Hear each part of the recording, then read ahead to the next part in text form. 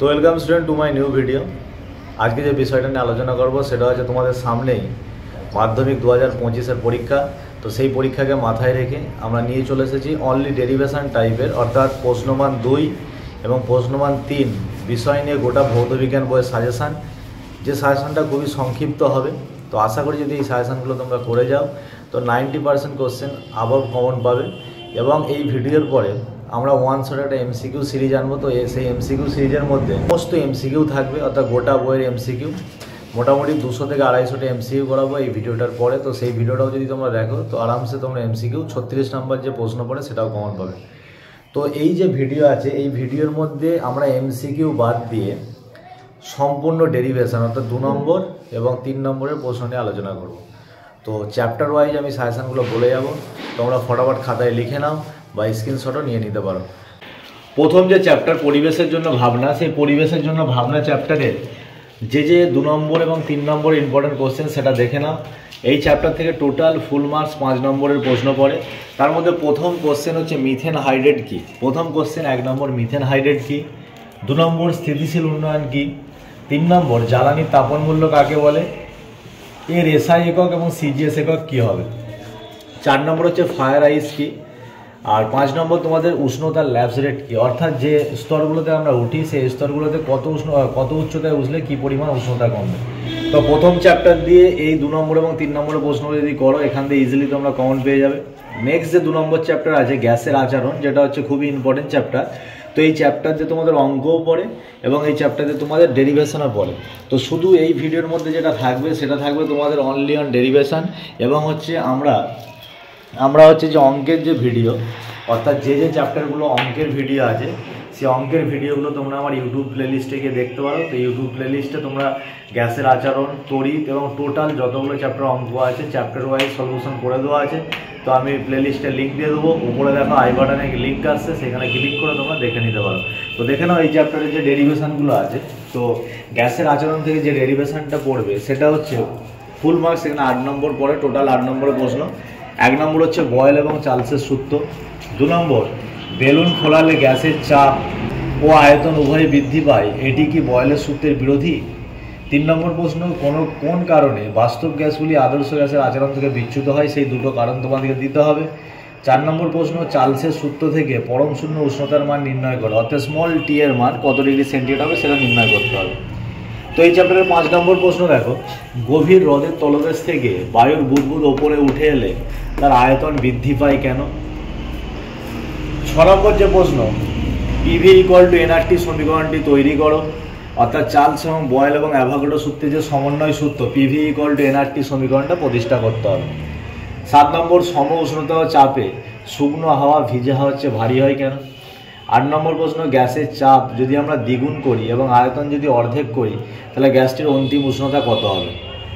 এবং এই চ্যাপ্টার থেকে যে লেখচিত্রগুলো ইম্পর্টেন্ট সেটা হচ্ছে 1 নম্বর এখানে তোমার চার্লসের সূত্রে ভি ভার্সেস স্মল টির লেখচিত্র, চার্লসের সূত্রে ভি ভার্সেস ক্যাপিটাল টি এর লেখচিত্র, বয়েলের সূত্রে পি ভার্সেস ভি লেখচিত্র, বয়েলের সূত্রে পিভি ভার্সেস ভি লেখচিত্র এবং বয়েলের সূত্রে পিভি ভার্সেস পি লেখচিত্র, আর লাস্ট যে লেখচিত্রটা করবে log P versus log V লেখচিত্র। এরপর হচ্ছে আমাদের যে 3 নম্বর চ্যাপ্টার অর্থাৎ রাসায়নিক গণনা, সেই রাসায়নিক গণনা থেকে টোটাল 4 নম্বরের প্রশ্ন পড়ে। সেই 4 নম্বরের প্রশ্নের প্রথম যে বিক্রিয়াগুলো দেখো জেডএনএস ও2-র সাথে জেডএনএসও2 উৎপন্ন হচ্ছে, এখান থেকে 100 মোল জেডএনএস থেকে কত গ্রাম জেডএনও এবং কত মোল এসও2 উৎপন্ন হবে সমস্ত কিছু দিয়ে দেওয়া হয়েছে। তো এই চ্যাপ্টার থেকে বেশি কোশ্চেন তোমরা প্র্যাকটিস করবে, যদি বেশি কোশ্চেন না প্র্যাকটিস করো তাহলে বিক্রিয়াগুলো তোমাদের জানা পড়বে না। তো 2 নম্বর হচ্ছে H2SO4 সাথে জিঙ্কের বিক্রিয়া দিয়ে একটা কোশ্চেন দেওয়া আছে, এরকম 88% অশুদ্ধি এরকম টাইপের কোশ্চেন পড়তে পারে, সেই জন্য এখান থেকে একরকম টাইপ দিয়ে দিলাম। তো এইগুলো প্র্যাকটিস করবে। এইগুলো হচ্ছে আমাদের টোটাল যে ভিডিও করা আছে, অর্থাৎ রাসায়নিক গণনার যে 1 শট ভিডিও করা আছে সেই 1 শট ভিডিওর মধ্যে এই সমস্ত কোশ্চেন করে দেওয়া আছে। তো তোমরা এরা ক্লাস 10-এর ছাত্রছাত্রী আছো তারা যে চেক আউট করে নিতে পারো। আচ্ছা 3 নম্বর যে প্রশ্নটা, 3 নম্বর প্রশ্ন হচ্ছে উচ্চ তাপমাত্রায় অ্যালুমিনিয়াম দ্বারা Fe2O3 বিজারিত করে 558 গ্রাম Fe প্রস্তুতির জন্য কত গ্রাম অ্যালুমিনিয়াম প্রয়োজন, এই অঙ্কটাও ইম্পর্টেন্ট। বিক্রিয়াটিতে কত মোল Fe2O3 লাগবে, সমস্ত পারমাণবিক ভর দেওয়া আছে। লাস্ট 4 নম্বর কোনো ধাতব কার্বোনেটের 220 গ্রামকে উত্তপ্ত করলে 112 গ্রাম ধাতব অক্সাইড ও একটি গ্যাসীয় যৌগ উৎপন্ন হবে। গ্যাসীয় যৌগটির বাষ্পঘনত্ব 22 বলে দিয়েছে, তাহলে বিক্রিয়াটিতে কত মোল গ্যাসীয় যৌগ উৎপন্ন হবে। তো এই রাসায়নিক গণনা থেকে এই চ্যাপ্টারগুলো খুবই ইম্পর্টেন্ট। তো এরপরে যে আমাদের চ্যাপ্টার 4 আছে, সেই চ্যাপ্টার 4 হচ্ছে তাপের ঘটনাসমূহ। তো এখান থেকে টোটাল 5 নম্বরের প্রশ্ন পড়ে। তো সেই প্রশ্নগুলো হচ্ছে 1 নম্বর, স্থির চাপে গ্যাসের আয়তন প্রসারণ গুণাঙ্ক কাকে বলে এবং এর রাশিমালা নির্ণয়। 2 নম্বর হচ্ছে দ্বিধাতব পাত কি, এর দুটি ব্যবহার লেখো। 3 নম্বর কোশ্চেন, পিতলের আয়তন প্রসারণ গুণাঙ্কের মান 5.7 × 10⁻⁵ ডিগ্রি সেন্টিগ্রেড বলতে কি বোঝো। 4 নম্বর, তামার দৈর্ঘ্য প্রসারণ গুণাঙ্ক আলফা যে মানটা দেওয়া আছে সেটা কেলভিন স্কেলে কত, বা এখান থেকে এই কোশ্চেনটা করতে পারে আলফার মান দিয়ে বিটা এবং গামার মানও বের করতে বলতে পারে। 5 নম্বর, তাপ পরিবাহিতাঙ্ক কাকে বলে এবং এর একক। 6 নম্বর হচ্ছে আলফা বিটা গামা এর অনুপাত কত বা এদের মধ্যে সম্পর্ক নির্ণয় করো।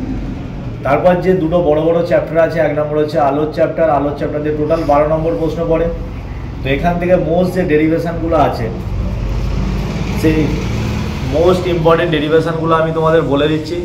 এবং যারা আলোর চ্যাপ্টারে অঙ্ক করতে চাও, সেই অঙ্কগুলো আমার ওপরে যে প্লে লিস্টে দেখো লিঙ্ক আছে, সেই প্লে লিস্টে গিয়ে আলোর চ্যাপ্টার অঙ্ক তোমরা দেখে আসতে পারো। তো এখানে শুধু যে কোশ্চেনগুলো থাকবে সেগুলো ডেরিভেশন বা থিওরি টাইপের কোশ্চেন, প্রমাণ টাইপের প্রশ্ন। তো সেই প্রশ্নগুলো দেখে নাও। দেখো প্রথম যে কোশ্চেনটা আছে 1 নম্বর, R = 2F প্রমাণ করো। এটা হচ্ছে অবতল দর্পণের ক্ষেত্রে তোমরা প্রমাণ করে রাখবে। 2 নম্বর হচ্ছে আলোর বিচ্ছুরণ কাকে বলে এবং এটা হচ্ছে প্রাকৃতিক উদাহরণ দাও। 3 নম্বর হচ্ছে প্রমাণ করো μ1/μ2 = λ2/λ1 = v2/v1, অর্থাৎ প্রতিসারাঙ্কটা তরঙ্গ দৈর্ঘ্যের সাথে ব্যস্তানুপাতে পরিবর্তিত হয় এবং হচ্ছে বেগের সাথে ব্যস্তানুপাতে পরিবর্তিত হয়। আকাশ নীল দেখায় কেন। অবতল ও উত্তল দর্পণের ব্যবহারগুলো লেখো। তার মানে কোথায় অবতল দর্পণে ব্যবহার করা হয়, কোথায় উত্তল দর্পণ ব্যবহার করা হয় সেটাও লিখবে। 6 নম্বর হচ্ছে ডেল্টা = I1 + I2 - A, এই সূত্রটা প্রমাণ করো। 7 নম্বর, প্রতিসরণের সূত্র দুটি লেখো এবং দ্বিতীয় সূত্রের গাণিতিক রূপটা লেখো, অর্থাৎ স্নেলের সূত্রটা লিখতে বলছে। এটা স্নেলের সূত্র। মানুষের চোখের বিভিন্ন অংশের কাজ, এখানে চোখের ছবি করার দরকার নেই, এটা জীবন বিজ্ঞানে পড়ে, শুধু চোখের বিভিন্ন অংশের কাজগুলো করে রাখবে এবং সরল ক্যামেরার সাথে চোখের তুলনাটাও করে রাখবে। নেক্সট 9 নম্বর হচ্ছে প্রমাণ করতে হবে সমান্তরাল কাঁচ ফলক দিয়ে আলোক রশ্মির কোনো চ্যুতি হয় না, অর্থাৎ সমান্তরালে আলোক রশ্মিটা নির্গত হয়।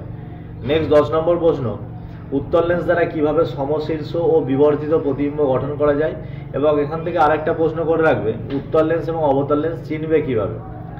11 প্রশ্ন, চোখের বিভিন্ন ত্রুটি কিভাবে দূর করবে, মানে কোন লেন্স লাগিয়ে কোন ত্রুটি দূর করা হয়। তারপর আমরা চলতরির চ্যাপ্টারে চলে যাব। এটা হচ্ছে বড় কোশ্চেন, মানে 12 নম্বর প্রশ্ন এখান থেকে পড়ে। তো এই চ্যাপ্টারের অঙ্ক আমার প্লে লিস্টে করা আছে, তোমরা সেখানে গিয়ে অঙ্কগুলো দেখে নিতে পারো। তো বেশিরভাগ আলো এবং তড়িৎ থেকে অঙ্ক পড়ে। 1 নম্বর হচ্ছে CFL এবং এলইডির পার্থক্য লেখো। 2 নম্বর, তড়িৎ প্রবাহের অভিমুখ পরিবর্তন করলে বাল্যচক্রের গতিতে বা ঘূর্ণনের কি পরিবর্তন হয়।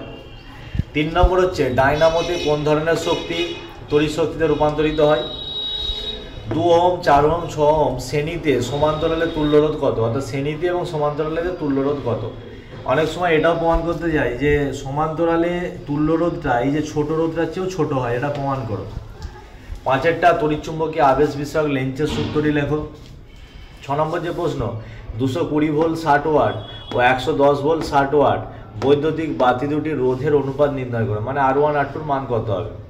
তারপরে জুলের সূত্রগুলি লেখো। 8 নম্বর প্রশ্ন, জলবিদ্যুৎ উৎপাদনের কৌশলটি লেখো, মানে কিভাবে জলবিদ্যুৎ উৎপাদন হয়। 9 নম্বর কোশ্চেন, আবেশ সংক্রান্ত ফ্যারাডের সূত্রগুলি লেখো।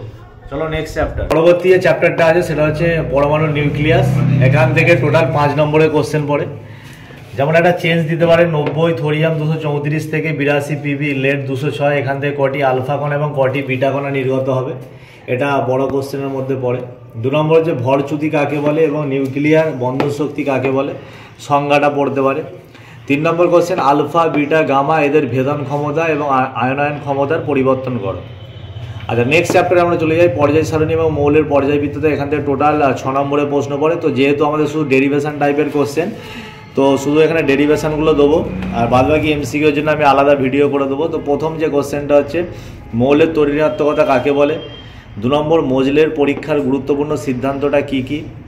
3 নম্বর, ডোবেনিয়ারের তৈ সূত্র বা শুধু তৈ সূত্রটা লেখো। ক্লোরিন, বোমিন, আয়োডিন, ফ্লোরিনকে জারণ ক্ষমতার ঊর্ধ্বক্রমে সাজাও। নেক্সট হচ্ছে পর্যাবৃত্ত ধর্ম কাকে বলে, উদাহরণ দাও, বা কোনটি একটি পর্যাবৃত্ত ধর্ম নয় সেটারও উদাহরণ দাও। হাইড্রোজেনকে দুষ্টু মৌল বলে কেন? এই কোশ্চেনটা এরকমভাবে পড়তে পারে যে হাইড্রোজেনকে গ্রুপ 1 এবং গ্রুপ 17 শ্রেণীর সাদৃশ্য হিসাবে দেখাও।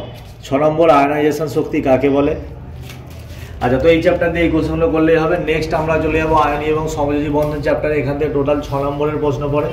টোটাল কত নম্বরের প্রশ্ন পড়ে? 6 নম্বরের প্রশ্ন পড়ে। তো 1 নম্বর হচ্ছে ইলেকট্রন ডট গঠন করো, এইগুলো প্র্যাকটিস করে ভালো। তাহলে জল, ম্যাগনেসিয়াম ক্লোরাইড আর নাইট্রোজেন, HCl, অ্যামোনিয়া এবং C2H4। 2 নম্বর হচ্ছে সোডিয়াম ক্লোরাইডের ক্ষেত্রে আণবিক ওজনের কথাটির বদলে সংকেত ওজন কথাটি ব্যবহার করা হয় কেন? 3 নম্বর হচ্ছে চিনির জলীয় দ্রবণ তড়িৎ পরিবহন করতে পারে না, কিন্তু NaCl এর জলীয় দ্রবণ তড়িৎ পরিবহন করতে পারে কেন? মোটামুটি বড় কোশ্চেনের মধ্যেই 3-4টের মধ্যেই পড়ে যাবে। নেক্সট হচ্ছে ধাতুবিদ্যা চ্যাপ্টারে, যেটা মেটালর্জি নামে পরিচিত। তো এর ক্ষেত্রে টোটাল 5 নম্বরের প্রশ্ন পড়ে। তার মধ্যে প্রথম দুটো কোশ্চেনের মধ্যে একটা কোশ্চেন পড়ে যেতে পারে। 1 নম্বর হচ্ছে CuSO4 এর জলীয় দ্রবণে একটি জিঙ্কের টুকরো যোগ করা হলো। ইলেকট্রনীয় তত্ত্বের সাহায্যে দেখাও যে এটিতে জারণ এবং বিজারণ বিক্রিয়া একসাথে ঘটে। তার মানে জারণ বিজারণ বিক্রিয়া একসাথে ঘটে, এই বিক্রিয়াটা লিখে দেখাতে হবে। কোন তত্ত্বের সাহায্যে? ইলেকট্রনীয় তত্ত্বের সাহায্যে। 2 নম্বর কোশ্চেন থার্মিট পদ্ধতিতে ফেরিক অক্সাইড থেকে ধাতব আয়রন উৎপন্নের জন্য বিক্রিয়াটির সমিত সমীকরণ নির্ণয় করো বা সমিত সমীকরণ লেখো। নেক্সট কোশ্চেন আমরা চলে যাবো জৈব রাসায়ন চ্যাপ্টারে। তো এখান থেকে টোটাল 8 নম্বরের কোশ্চেন পড়ে, অনেক MCQ পড়ে। তো শুধু এখানে আমি বড় কোশ্চেনগুলো দিলাম, ইম্পর্টেন্ট বড় কোশ্চেনগুলো। তো সেগুলো হচ্ছে 1 নম্বর CH3CH2COOH এর IUPAC নাম, CH3CH2CHO এর IUPAC নাম। 2 নম্বর রূপান্তর করো C2H5OH থেকে C2H4। 3 নম্বর হচ্ছে ডিনেচার্ড স্পিরিট কি? 4 নম্বর হচ্ছে ইথানলের সঙ্গে ধাতব সোডিয়ামের বিক্রিয়া সমীকরণ দাও। 5 নম্বর হচ্ছে কার্যকারী গ্রুপ কাকে বলে? নেক্সট 6 নম্বর CH3CH2OH থেকে CH2CH2 কীভাবে প্রস্তুত করবে? 7 নম্বর C2H2 সঙ্গে হাইড্রোজেনের যুত বিক্রিয়াটা লেখো এবং ক্লোরিনের সঙ্গে মিথেনের প্রতিস্থাপন বিক্রিয়াটা, অর্থাৎ সূর্যালোকের উপস্থিতি যে বিক্রিয়াটা ঘটে সেটা। 9 নম্বর হচ্ছে কার্যকারী মূলক ঘটিত সমবায়বতার উদাহরণ দাও। আচ্ছা, তো এই কোশ্চেনগুলো হচ্ছে যে এইগুলো মানে বড় কোশ্চেন বা ডেরিভেশন টাইপের প্রশ্নগুলো তোমরা করতে থাকবে। এরপরে MCQ এর জন্য আলাদা একটা আমি ওয়ান শট ভিডিও বানিয়ে দেবো। তাদের টোটাল গোটা ভৌত বিজ্ঞান 2025 মাধ্যমিক পরীক্ষার জন্য 200 থেকে 250 MCQ কোশ্চেন থাকবে, সেটা লাইভে আমি করিয়ে দেবো। তো সবাই লাইভে এসে কোশ্চেনগুলো দেখে নিন। তো ধন্যবাদ ভিডিওটা দেখার জন্য। যদি ভিডিওটা ভালো লাগে অবশ্যই ভিডিওটা লাইক করো, শেয়ার করো এবং সাবস্ক্রাইব করো এবং বন্ধুদের মধ্যে ছড়িয়ে দাও।